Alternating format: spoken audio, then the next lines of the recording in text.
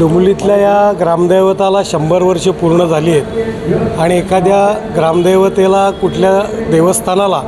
ज्यावेळेला 100 वर्ष पूर्ण होतात त्यावेळेला त्याला तीर्थक्षेत्र असं मानलं जातं। आणि या जुन्या ग्रामदैवतेला डोंबिवलीतल्या सगळ्यात जुन्या ग्रामदैवतेचं जे काही जीर्णोद्धार चालू आहे,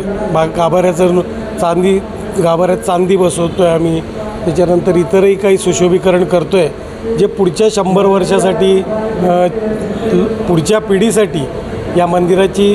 आम्ही त्या प्रकारे त्याची योजना करतो आहे। तुम्ही बघत असाल आत्ता जो गाभारा तयार झाला आहे त्याच्या पुढचंही अजून भरपूर काम बाकी आहे आणि अजून एक 100-150 किलो चांदी आम्हाला अपेक्षित आहे। त्याच्यापैकी बऱ्यापैकी चांदी आमच्याकडे तयार झालेली आहे आणि याच्यातनं आम्ही वेगवेगळ्या लोकांकडे जातो, त्यांना आव्हान करतो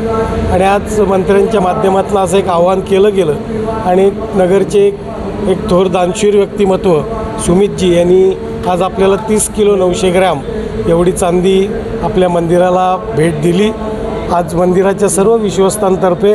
आम्ही त्यांचे मनापासून आभार मानतो आणि ग्रामदेवतेच्या चरणी प्रार्थना करतो की त्यांना उदंड आशीर्वाद मिळू दे आणि त्यांची कामधंद्यात त्यांच्या कुटुंबाला स्थैर्य ऐश्वर्य लाभू दे अशी गणपती बाप्पाच्या चरणी प्रार्थना करतो।